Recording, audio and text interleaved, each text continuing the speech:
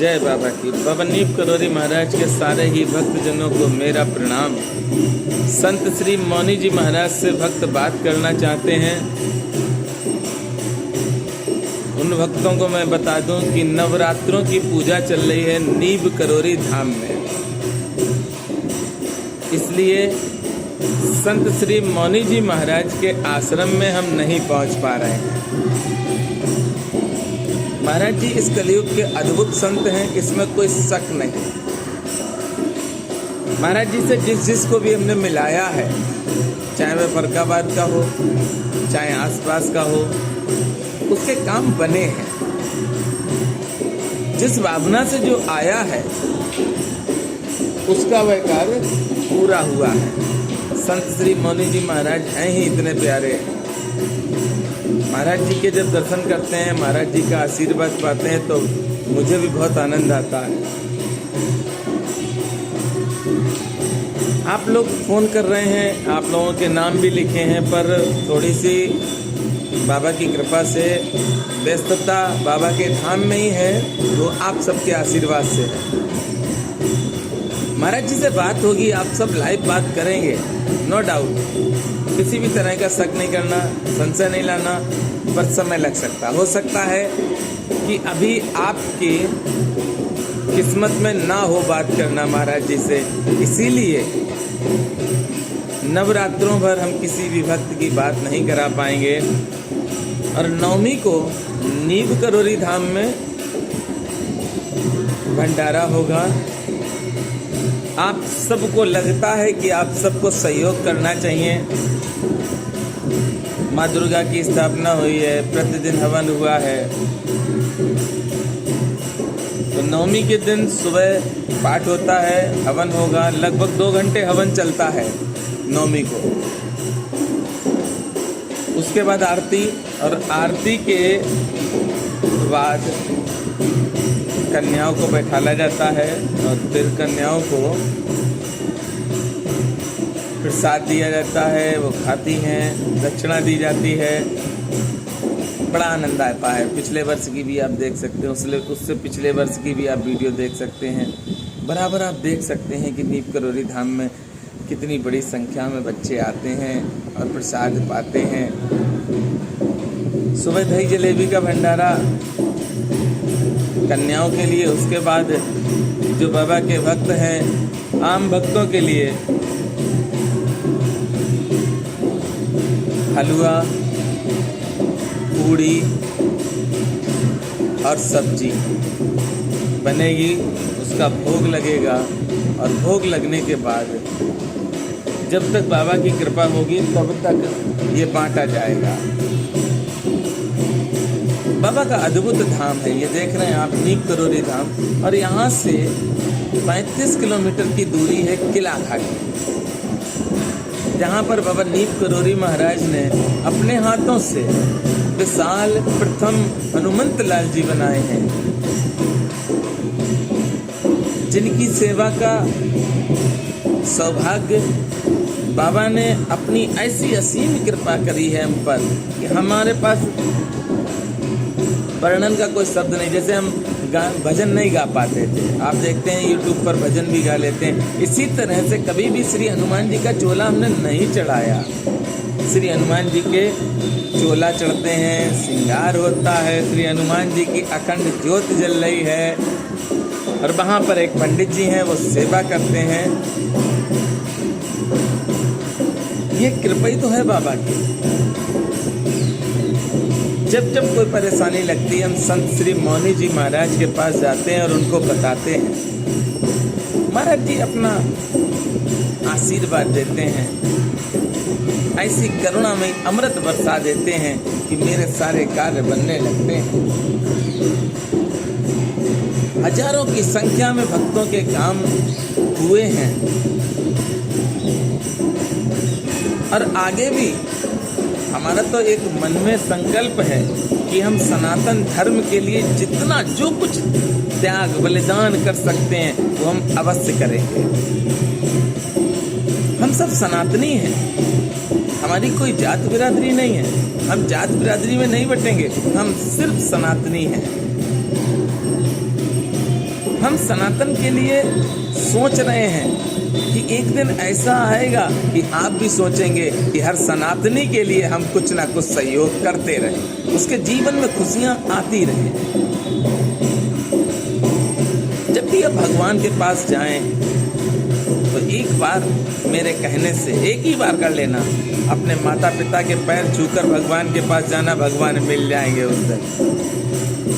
जो आप मांगने गए हो अवश्य भगवान देंगे। मैंने कई लोगों को देखा है जो अपने माता पिता की बात नहीं मानते हैं और दुख उनको उठाना ही पड़ता है। आप अपने माता पिता की बात मानो तो जीवन में सुख मिलेगा, जीवन में सुख पाओगे। और पाने का रास्ता तो सिर्फ एक ही है कि माँ और पिता। पिता बहुत ज़्यादा खुश होता है जब बच्चे उसके अच्छे निकले। माँ अपने बच्चे को कभी भूखा नहीं देख सकती है, कुछ भी करे। सुदामा चरित्र देखिए, श्री सुदामा जी महाराज को 2-2, 3-3 दिन भिक्षा नहीं मिलती थी। भक्त जनो, ये बड़ा मार्मिक प्रसंग है। जो जाने सो देहु जनाई, और जाने तुम्हें तुम्हें हुई जाए। लोगों के पास समय नहीं है सुनने का, लोगों के पास समय नहीं है उस चीज को अमल करने का, इसीलिए तो उनके जीवन में परेशानियां हैं। सुदामा जी को 2-3 दिन तक, 4 दिन तक भिक्षा नहीं मिलती थी, पर सुदामा रानी के बच्चे थे और सुदामा रानी प्रतिदिन चावल बनाती थी, प्रतिदिन चावल बनाती थी। अरे एकादशी व्रत जो आप आज रह रहे हैं ना, ये तो श्री सुदामा जी ने चालू किए हैं। जानकारी करना, एकादशी व्रत सुदामा जी ने ही चालू किए हैं। सुदामा रानी प्रतिदिन चावल बनाती थी, भात बनाती थी और बच्चों को देती थी। पर आप सुने, बड़ा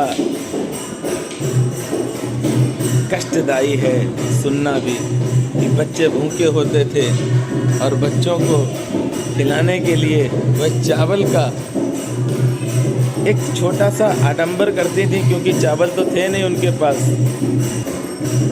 चूल्हे में न लकड़ी थी, न चूल्हे के ऊपर पतीली रखती थी, भगोना, न उसमें चावल थे। बच्चों को सांत्वना देती थी कि भात बन रहा है, खिला देंगे। बच्चों को सुला देती थी सुदामा जी। आज हम सब कहते हैं ब्राह्मण हैं, सुदामा जी के वंशज हैं, तो हम उन ब्राह्मणों से कहना चाहते हैं कि समाज में बैठ के अपना स्टेटस मेंटेन मत करो। आप कभी सुदामा जी नहीं हो सकते हैं, ना आपकी पत्नी कभी सुदामा रानी हो सकती हैं। बड़ा कठिन है। सुदामा बनने के लिए त्याग करो। सुदामा जी की पत्नी अपने बच्चों को सुला देती थी, बच्चे भूख तो लगती थी, लेकिन उनको ये मालूम था कि बन रहा है तो हमें खाने को भी मिलेगा।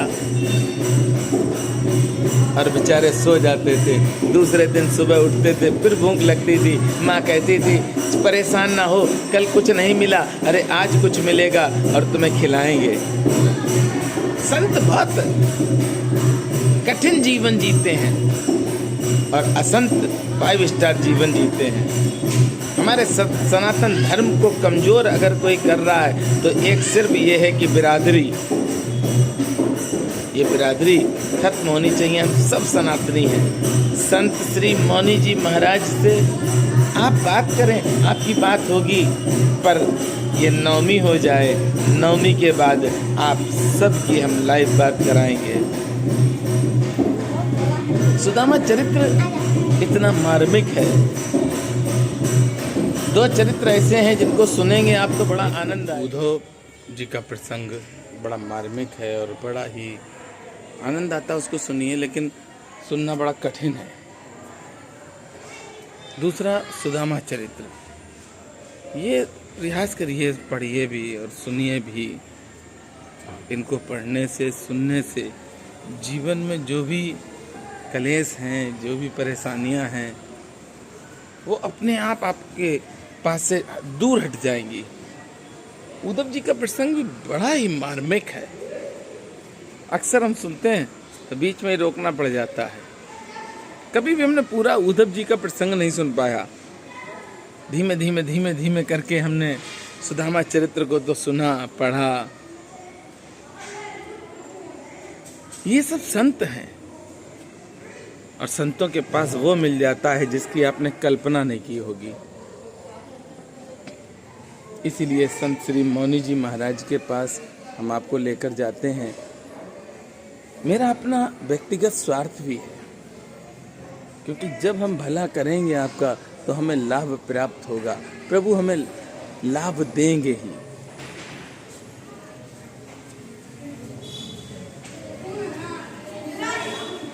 हम हमेशा लाभ के चक्कर में रहेंगे तो नुकसान भी होगा। बाबा के दर्शन करें, और संत श्री मौनी जी महाराज से आप सबकी बहुत जल्दी ही बात कराएंगे। नवरात्र के बाद आप सब बात करें संत श्री मौनी जी महाराज से और पाएं आशीर्वाद। जय सिया राम, जय हनुमान।